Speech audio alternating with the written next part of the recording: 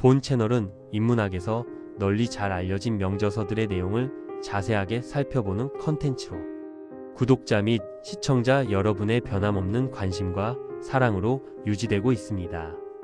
구독과 좋아요, 알림 설정 그리고 후원은 운영자의 컨텐츠 제작에 큰 힘이 됩니다. 안녕하세요.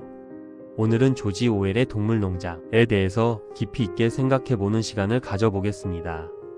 조지 오웰의 동물농장은 1945년에 발표된 풍자적 우화로 소련의 스탈린 시대를 비판하는 작품입니다.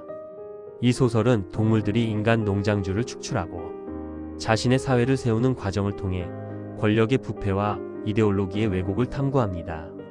조지 오웰은 1903년부터 1950년까지 생존하였던 영국의 소설가이자 저널리스트로 그는 사회적 불평등, 전체주의, 권력 남용 등을 비판한 작품들로 유명하며 대표작으로는 이 작품 동물농장과 1984가 있습니다. 조지 오웰은 정치적, 사회적 주제를 다루며 특히 전체주의적 정권의 억압과 선전에 대한 날카로운 비판을 통해 인류의 자유와 정의에 대한 깊은 관심을 표명했습니다.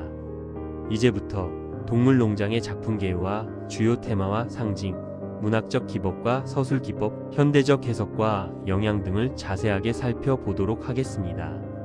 1. 작품 개요. 동물농장은 영국의 농장에 사는 동물들이 인간 주인에 대한 불만을 품고 일어난 반란을 다룹니다. 동물들은 인간 주인을 쫓아내고 동물농장을 세워 평등한 사회를 꿈꿉니다. 그러나 시간이 지남에 따라 새로운 지배계층이 부패하고 원래의 이상이 왜곡되는 과정을 보여줍니다. 오웰은 이 소설을 통해 권력의 본질과 권력을 장악한 이들이 어떻게 원래의 혁명적 이상을 배반하는지를 조명합니다. 2. 주요 등장인물. 나폴레온. 나폴레온은 돼지로 스탈린을 상징합니다. 권력을 잡은 후 다른 동물들과의 약속을 배신하고 점차 독재적으로 변합니다. 스노우볼. 역시 돼지로 레닌 또는 그의 후계자인 트로츠키를 상징합니다. 초기 혁명의 주요 추진력이며 나폴레온과의 권력 투쟁에서 패배합니다. 올드 메이저. 돼지로 동물주의에 의한 혁명을 일으킬 것을 제안하며 설교합니다. 스킬러. 돼지로 나폴레온을 위하여 선전가 역할을 수행합니다. 박서. 박서는 강한 말로 노동 계급을 상징합니다. 그의 충성과 근면은 비극적인 결과를 초래합니다. 클로버. 클로버는 암컷 말로 박서와 함께 일하는 동물들 중 하나입니다. 그녀는 농장의 변화에 실망하면서도 자신의 역할을 다하려고 합니다. 미스터 존스. 인간인 농장주로 인간의 탐욕과 억압을 상징합니다. 3. 주요 줄거리. 혁명의 발단. 영국의 한 농장, 미스터 존스는 게으르고 무책임한 농장주입니다. 동물들은 농장주 인간의 억압과 착취에 불만을 품고 있습니다. 돼지인 올드 메이저는 동물들이 자유롭고 평등한 사회를 꿈꾸며 혁명을 일으킬 것을 제안합니다. 그의 설교에 감동한 동물들은 결국 농장주를 쫓아내기로 결정합니다. 동물들은 인간 농장주 미스터 존스의 억압에 불만을 품고 모든 동물은 평등하다라는 동물주의를 주장하며 혁명을 일으킵니다. 초기 혁명. 동물들은 농장주인 미스터 존스를 몰아내고 농장을 점령한 후 농장을 동물농장이라고 새롭게 명명합니다. 그들은 모든 동물의 평등을 주장하는 동물주의라는 원칙에 따라 평등한 사회를 세우기로 결심합니다. 초기에는 나폴레온과 스노우볼이 함께 협력하고 동물들도 협력하여 농장을 잘 운영하고 수확도 풍성합니다.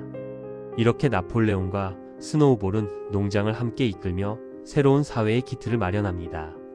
권력의 집중. 어느덧 권력의 중심에 나폴레온이 서게 됩니다. 그는 스노우볼과 권력 투쟁을 벌인 끝에 그를 추방하고 독재자로서 독재적 권력을 장악하기 시작합니다.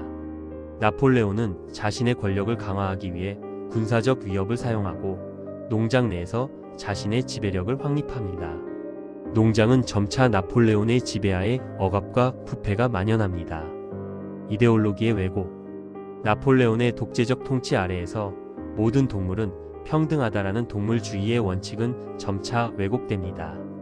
동물들은 나폴레온의 통치 아래에서 점점 더 힘든 상황에 직면하게 되며 나폴레옹과 그의 동료 동물들은 원래의 이상과 약속을 배신하고 동물들에게 강압적이고 부패한 통치를 행사합니다.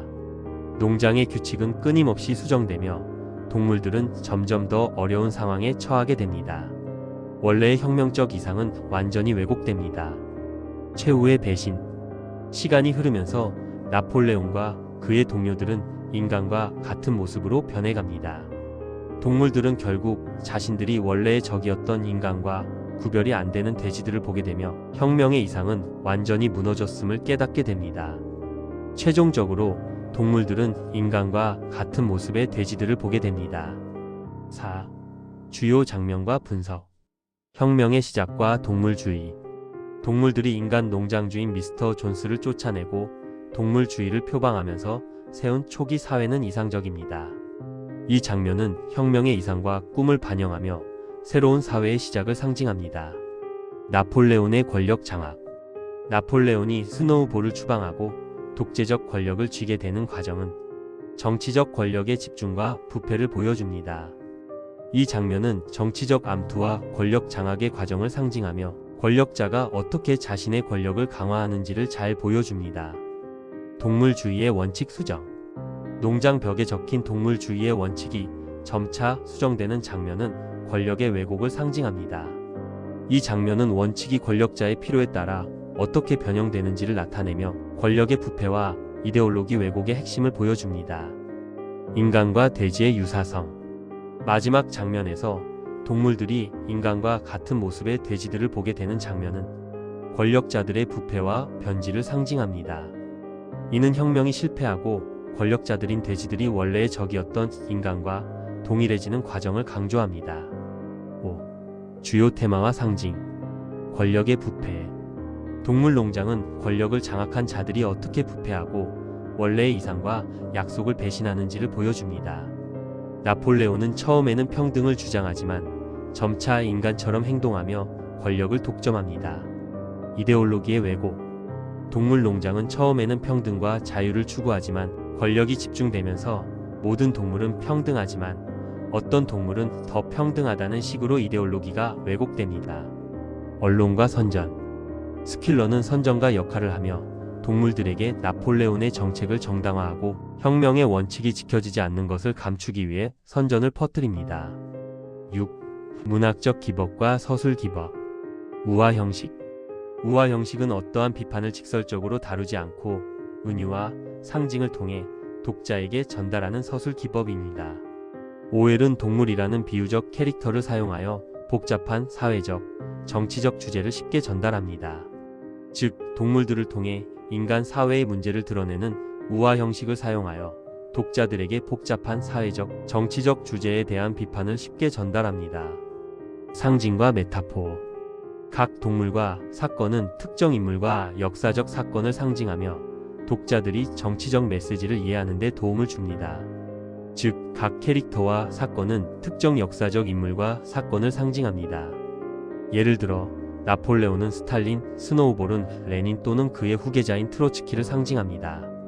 이러한 상징은 독자들에게 복잡한 역사적 현실을 이해하는 데 도움을 줍니다. 풍자적 언어. 오웰은 풍자적 언어를 사용하여 권력의 부패와 이데올로기의 왜곡을 비판함으로써 권력의 부패와 이데올로기의 왜곡을 풍자적으로 묘사하여 독자들에게 비판적인 시각을 제공합니다. 이를 통하여 독자들에게 비판적 시각을 제공하고 정치적 현실을 분석하도록 유도합니다. 7. 역사적 배경과 영향. 동물농장은 제2차 세계대전 후의 정치적 상황을 반영하고 있으며 특히 소련의 스탈린 정권을 비판하는 내용을 담고 있습니다. 오웰은 이 소설을 통해 정치적 권력과 그에 따른 부패를 경고하며 독자들에게 권력의 위험성을 상기시키고자 했습니다. 이 작품은 정치적 우화로서 큰 영향을 미쳤으며 권력과 이데올로기에 대한 중요한 교훈을 제공합니다. 8. 사회적, 정치적 해석.